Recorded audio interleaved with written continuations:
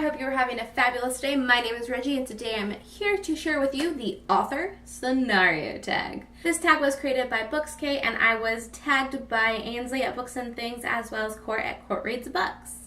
I was tagged to do this forever ago. What else is new? Question number 1 is reread author. Which author do you go to when you are ready to reread a book? I would have to say that the book that I've reread the most times is Harry Potter.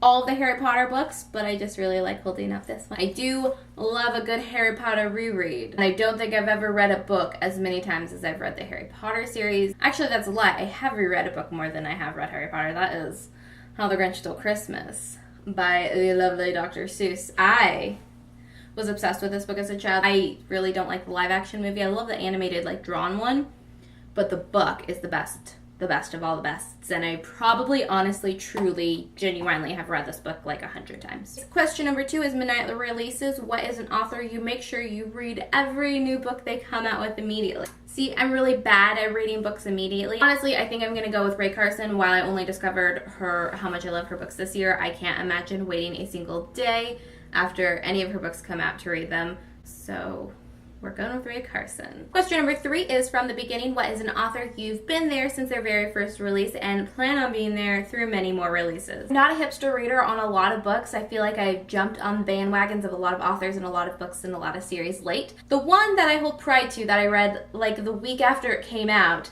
is The Bone Season by Samantha Shannon. This is one of my favorite books of all time, and I'm so happy that I got on this train really early on. I have been with Samantha Shannon since pretty much the very beginning when I first heard that she had got what they call the Harry Potter deal, which is a 7-book series signed. I was like, ooh, that sounds interesting, not just because she's being compared to J.K. Rowling, because her story is nothing like Harry Potter. It's just the deal she got was similar to Harry Potter. But I love Samantha Shannon. I love this book. I love the series. She's coming out with a non-Bone Season book as well, and I'm really excited to read that. This is a 7-book series, and we're still waiting on book 3, so I'm going to be with her for a long time, just waiting out the series.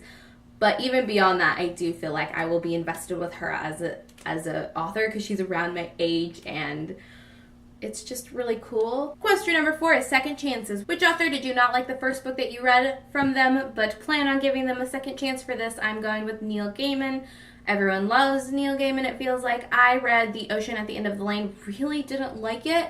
I'm kind of chalking this up to I don't think I like magical realism, though. It might be that, I don't know, but I am going to give Neil Gaiman another shot. Question number 5 is don't stop. Which author has stopped writing and you don't want them to? That's not the question's wording at all. Which author who has stopped writing do you want to come out with more books?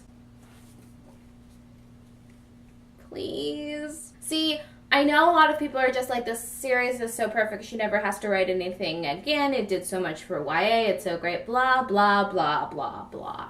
I love this series. This series did do so much for YA, but I liked each book better than the previous one. The Hunger Games was amazing, and then Catching Fire was even better. And Mockingjay was one of my favorite conclusions to a series of all time and the most realistic depiction I had ever read of PTSD up to that point. And I just love Suzanne Collins, and I miss her. And I've reread the series, and it's not the same as reading it for the first time, so I want more Suzanne Collins. Though I understand from an author's perspective, how do you ever live up to writing The Hunger Games? But I still want more. And to be clear, I want more non-Hunger Games things from her. Not sure if that was clear, but just clarifying. Question number 6 is why'd I wait? An author you don't know why you waited so long to read their books. I could pretty much list everyone on this, but I'm going with Maggie Stiefvater, who wrote The Raven Cycle, which is the best thing ever. I know a lot of people don't like the Shiver series, but I am going to read it because I love Maggie Stiefvater that much. I'm at least going to read the first book. So I just read her books this year, and why did I not read them before? What is wrong with me? And question 7 is a bonus question entitled Little Bibliophile. What was your favorite author as a young reader? And mine has to be Maurice Sendak from Where the Wild Things Are.